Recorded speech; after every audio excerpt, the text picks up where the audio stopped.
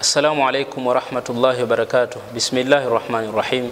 Alhamdulillahi rabbil alamin wa salatullahi wa salamuhu ala nabiyyina Muhammadin wa ala alihi wa sahbihi ajma'in wa ba'd. Tunafahamu mmoja katika mashekhe wa Kiwahabi ni Ibn Baz. Ibn Baz ni mmoja katika mashekhe wanaonyanyuliwa sana na mawahabi, kiasi kwamba anawekwa katika daraja ambayo wala hajafikia. Ni shekhe na amefanya kazi nzuri kwa kiasi. Allah amlipe kheri na amsamehe madhambi yake.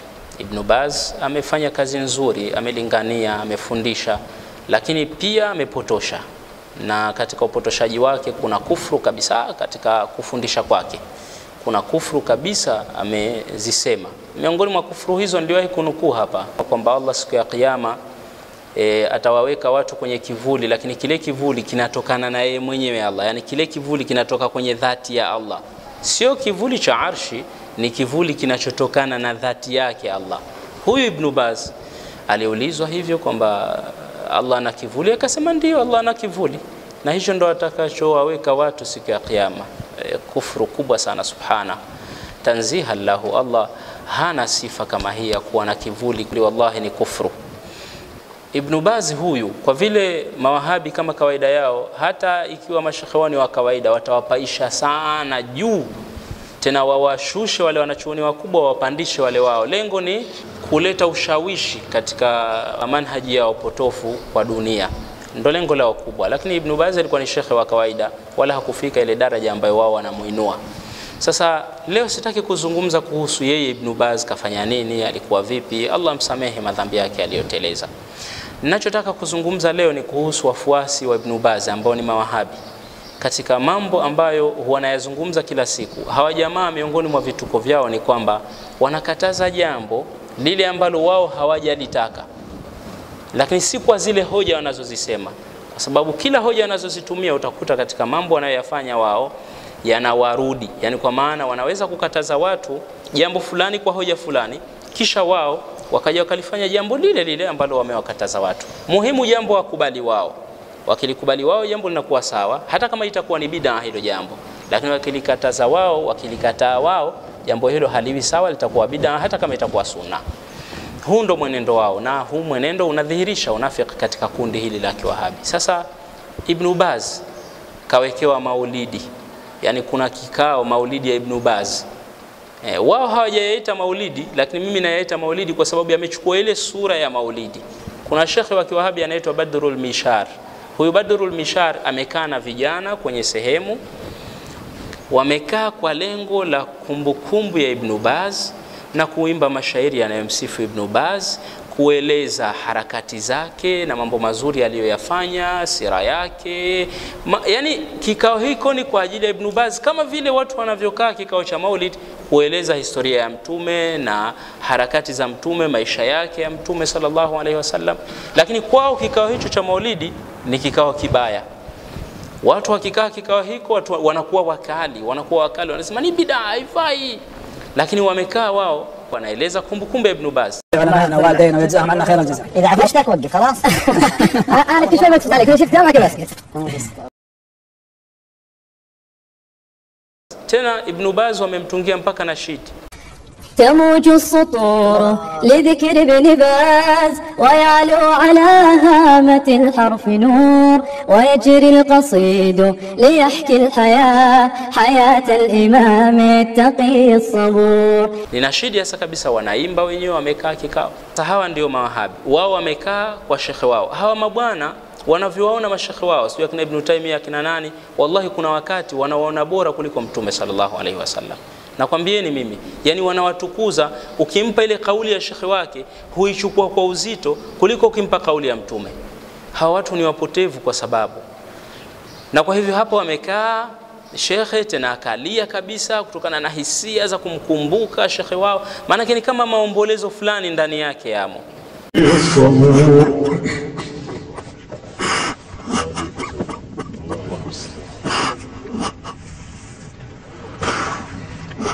Kikao maalumu hiko katikati ukawekwa moto kama ni pambo, lakini kikao hiki ni sunna kwa sababu kinaelezea kuhusu shekhe wao.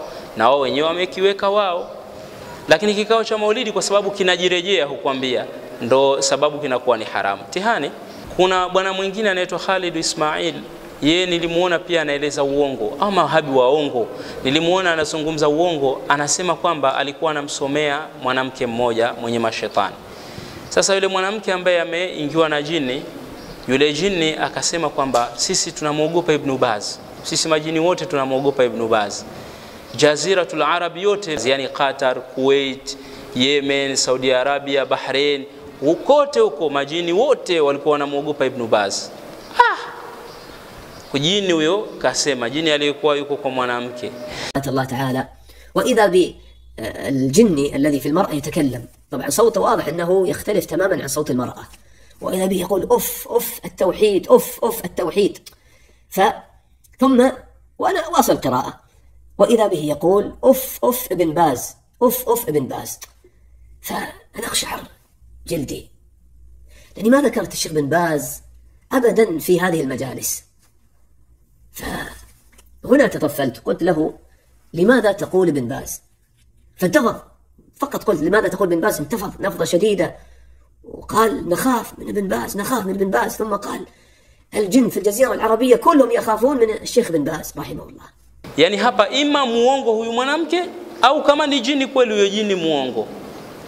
Hivi Ibn Baz wamuogope majini, wamuogope kwa kipi? Kwa akida hii ya Mungu ana kivuli, kwa akida hii, itikadi hii ya Mungu ana mikono, Mungu anashuka kutoka sehemu moja kuja nyingine, Mungu ana vidole, Mungu ana uso, itikadi hii, Mungu ana miundi, itikadi hii ndio ikaogopeshe majini. Labda majini wakimuona wewe wanafurahia, lakini kwa kumuogopa ni uongo. Huu ni uongo wa wazi, lakini haya yote wanatengeneza ili kumpamba yule shekhi wao. Nilichokuwa nataka kuonyesha hapa tu ni kuonyesheni haya maulidi ya Ibn Baz ambayo yanafaa wenzao wakikaa maulidi kama haya wawe wanamsifu mtume, au mfano tuje tukae sisi tumueleze shekhi wetu, tuchague mmoja katika mashekhi wetu, tukae tukumbuke kumbukumbu yake, tutaje mazuri aliyoyafanya. Hawa watu wanasema bid'a. Wallahi hawa ni watu wa ajabu mno. Assalamu alaikum wa rahmatullahi wa barakatuh. Ndugu yangu mpendwa ambaye unatufuatilia kupitia Haji Upepo Online TV. Natumai bila shaka wewe ni mpenzi wetu kwa hali na mali, na natumai pasina shaka kwamba unatamani harakati zetu zifike mbali zaidi na channel yetu iboreke zaidi. Kwa hivyo basi tunakuomba hivi sasa tuma mchango wako kwa haraka mno kupitia namba zetu hizo hapo chini. Kisha baada ya kutuma mchango wako tu nitumie SMS kupitia WhatsApp kwa namba yangu hiyo hapo, na hapo nitakuunga katika magrupu yetu ya elimu ambayo tunafundisha vitabu na fani mbalimbali ili uwe memba wa Haji Upepo Online TV. Channel yetu kwa sasa haina vifaa kabisa, na kwa hivyo tunaomba uchangie sasa bila ya kurudi nyuma na bila ya kusema kwamba atachangia mwingine. Ni wewe ambaye tunakutarajia utashikamana nasi katika hali yetu hii ya kidharura ili tutatue tatizo letu hili na harakati zetu ziende mbele. Fanya haraka kwenye hili, changia sasa kadri ya uwezo wako kupitia namba zetu hizo hapo, kisha nitumie SMS kupitia WhatsApp. Shukran sana wa jazakumullahu khairan.